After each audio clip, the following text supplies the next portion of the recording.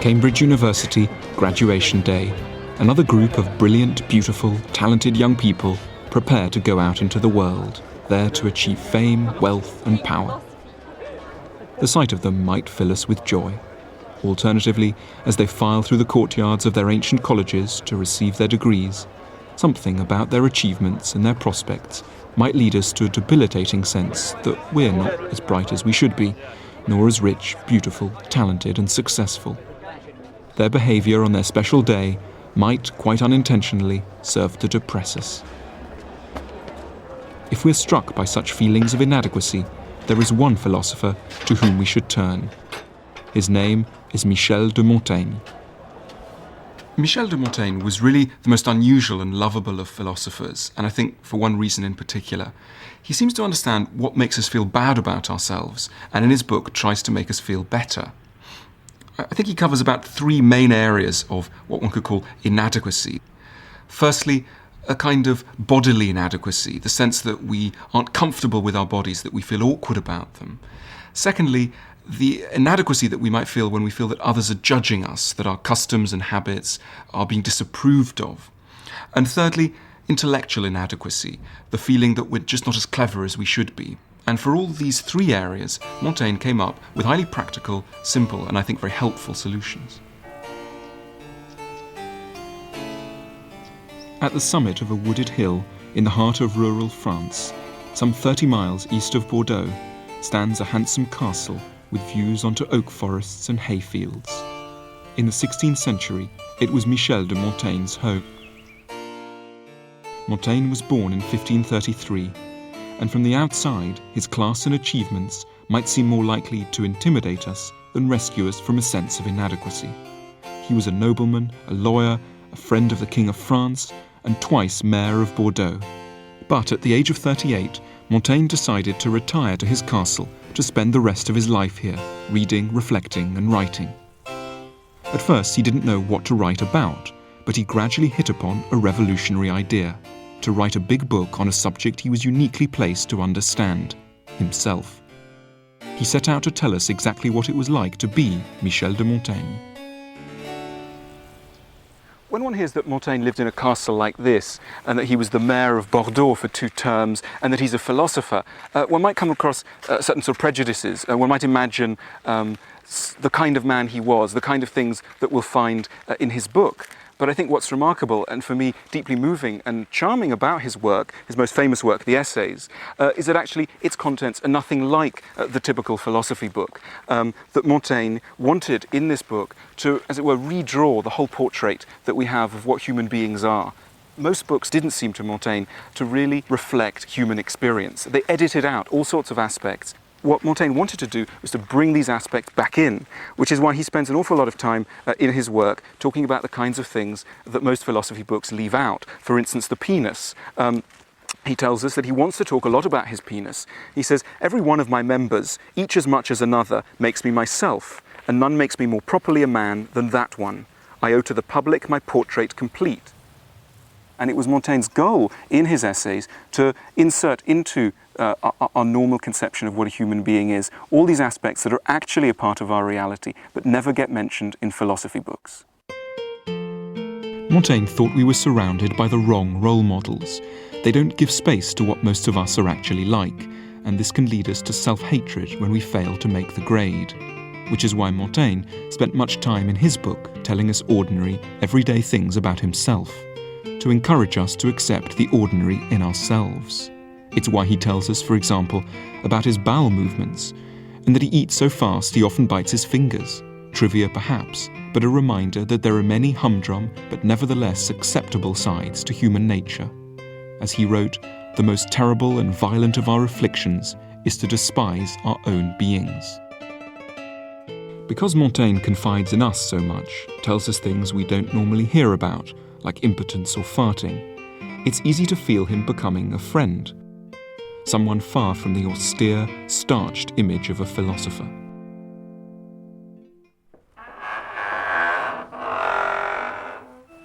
And as one might visit a friend, I was drawn to visit his chateau, further to foster the sense of almost personal relationship I'd formed with him.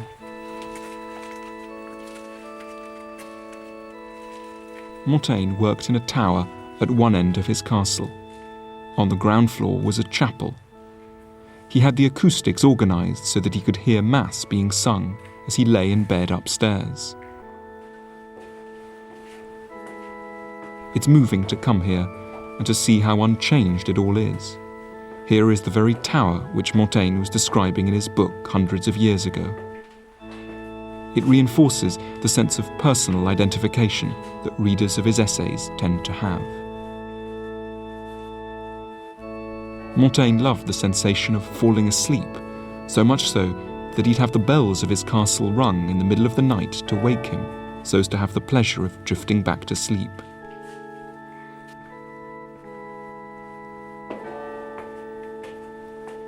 But it was really the top of the tower I'd come to see, for there Montaigne had his study, which he loved and described in detail.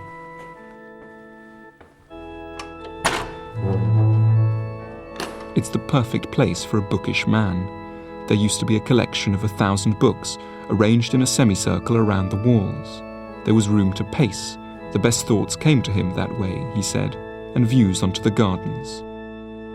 But though this might look like a perfect haven for a remote intellectual, Montaigne remained extraordinarily down to earth. Much of what he tells us has an almost homespun quality to it. So if we believe it, it's because we trust Montaigne as a friend, a man with the courage to speak the great truths with simplicity and with honesty. Montaigne was a highly unusual philosopher, and in one respect particularly. Most philosophers up until Montaigne had pointed out that having a mind can lead us to happiness, that it's reason which gives us the best chance of fulfillment.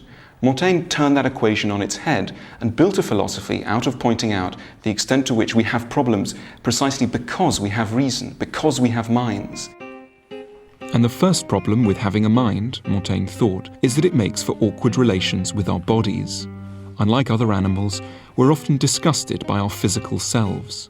We think we're too fat or gross or uncouth. We develop eating disorders, sexual hang-ups and embarrassments. Montaigne observed many people around him afflicted by physical shame. He knew a man who killed himself after letting out a cacophony of farts at a banquet. He met a woman who was so embarrassed to chew in public that she always ate behind a curtain. And another man he knew ordered that he be buried in his underpants for fear that anyone should ever see his penis. He ought to have remembered to blindfold the undertakers, added Montaigne. Montaigne knew what the problem was. It's because the body is so rarely mentioned in polite company, let alone in philosophy books, that we think of it as embarrassing and shameful. He urged us to accept as an in no way awkward fact that we are half animal. We have to see how much we have in common with the creatures of the farmyard. Kings and philosophers shit, he reminded us, and so do ladies.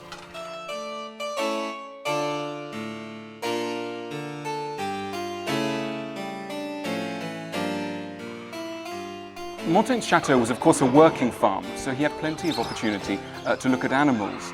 And Montaigne came away from his observation of animals with an interesting point. He said, they often surpass us in wisdom. He believed that animals are in many ways far cleverer than we are. For example, animals are far more natural with their bodies than we are. They don't have many of the embarrassments, the shynesses, the shames that we have. They have a much more natural relationship. And what's particularly striking is that here, towards the end of the 16th century, is a philosopher who's saying animals are in many ways our equals. And this is an extremely striking thing to say, and I think a very touching thing to say. Montaigne was very endeared by them, placed them at the centre of his philosophy, saw them as exemplars of a kind of wisdom which he believed we should imitate.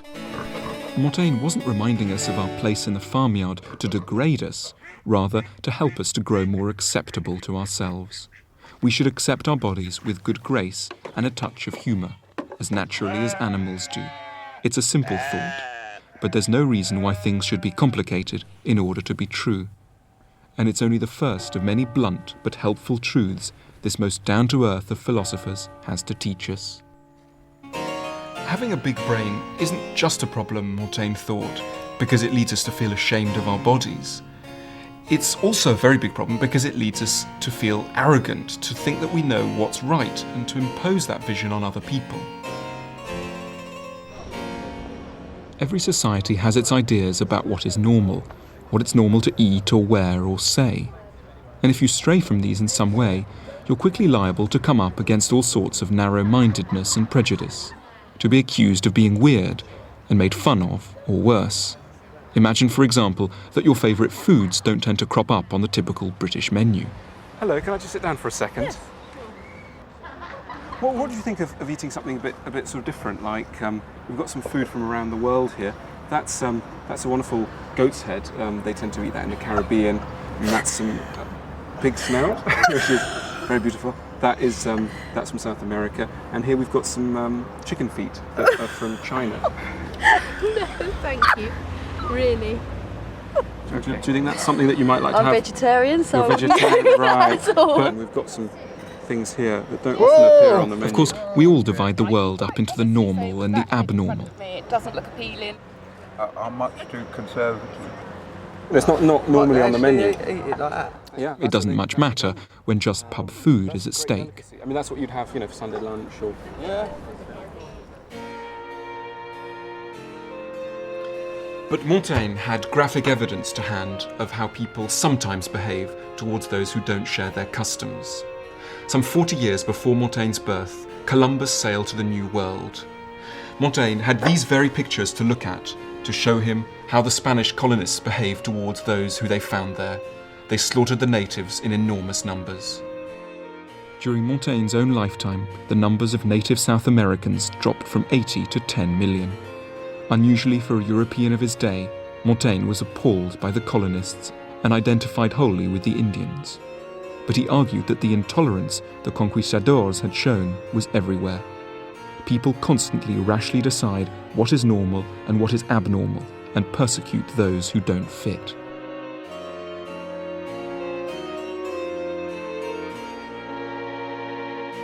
The prejudice the Indians had encountered, we are all liable to face, in far less catastrophic ways, the day we stray from the customs of our own countries. So, what should we do if we encounter the prejudices of others? In a word, go travelling, either in reality or in our minds. We should go out and greet the diversity of the world. Hello. And that way we'll see that what one society judges to be weird, another society might more fairly judge to be normal. ¿Qué tal? Every country has its prejudices, Chora. but travel between countries loosens the grip of any one prejudice. It's not just that travel broadens your mind, Hola. rather it enables you to see more clearly how narrow your oppressors' minds are. Selamat datang. Montaigne was no bland multiculturalist. Konnichiwa. He wasn't saying that all cultures are as good as one another. Merhaba. He was just attacking the way that people decide what is good and bad, on the basis of habit rather than reason. Hello. With a more global perspective on our behaviour, we will grow more accepting, not only of others, but also of aspects of ourselves. We will gain less constraining identities as citizens of the world. Straight to the camera, nice big smiles. 3, 2, 1. It isn't simply others being judgmental which makes us feel inadequate. Another area in which many of us feel we're not up to scratch is the intellectual one, the painful sense that we simply aren't as clever as we should be. This is Gonville and Caius College, part of Cambridge University. This is a photo of me graduating a few years ago. I had a lot more hair then than I do now. These are supposedly some of the cleverest people in the whole country. I say supposedly because once you start looking at a phenomenon like Cambridge University through Montaigne's eyes, you quickly begin to see things in a rather different way. In Montaigne's day, you needed certain things to be deemed clever. First and foremost, a university degree. For the honour of the college. But however much our society, and Montaigne's own, associates intelligence with academic qualifications, Montaigne had some blunt words on the matter. To him it seemed that most university graduates were, despite the gowns and fancy certificates, in his words, just blockheads. 1. That's fine for 1. He wasn't being puerile, just insisting that the outward symbols of intelligence are often different from the reality. The kind of intelligence that Montaigne was really keen on, he called wisdom. And importantly, he said that one could be wise without ever having gone to a university like this. All that you need in order to be wise, he thought, is a certain humility, modesty, and an acceptance of your intellectual limitations. Wise people don't always need to know everything. They can also accept that many events are out of their control. They accept the limitations as much of their minds as of their bodies. Montaigne knew many people around his chateau who were simple ploughmen with no formal education whatsoever, and long acquaintance with them persuaded him that these people were often far wiser than university graduates. Montaigne certainly didn't think that all learning was useless. He was simply observing that many people who go to university aren't any happier or wiser than those who don't. And from my own experience, I think he may have a point. What Montaigne was essentially telling us is that you come to a place like this, you will get very good at remembering lots of facts, you will pick up a lot of information, but you won't necessarily be able to apply it to your life. And I certainly missed out on many lessons of life here.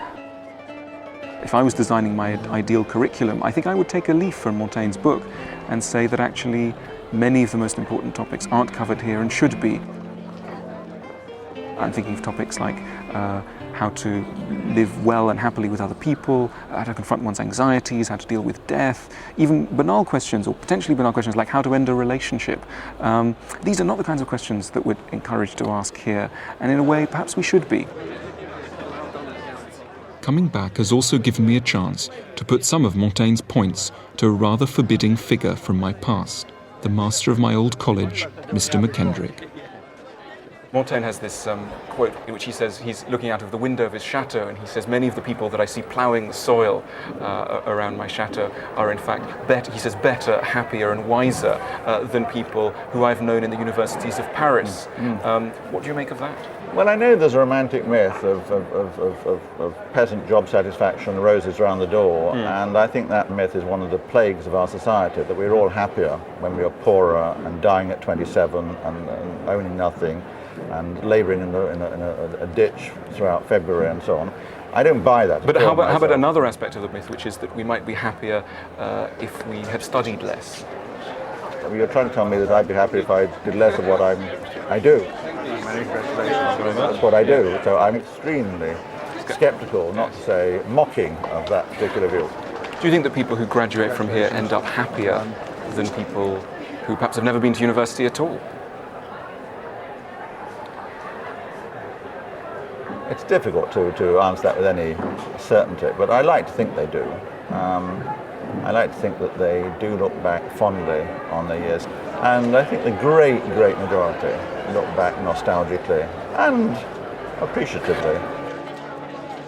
Montaigne, of course, recognised that some people are cleverer than others. It's just the way that our society identifies them which is wrong. In particular, there's something wrong with the exam system. It rewards the wrong things, learning rather than wisdom. The paper this morning is an examination in wisdom. So what would an examination that Montaigne could approve of be like? How could one test for wisdom rather than its pale shadow, learning? I had a go at designing such a paper, and Mr. McKendrick let me set it to some of his students. Students must answer 5 of the following questions. Factual accuracy, while desirable, will not overly impress the examiners. You may now start writing. I asked questions like, what should one do when anxious? What is a good parent?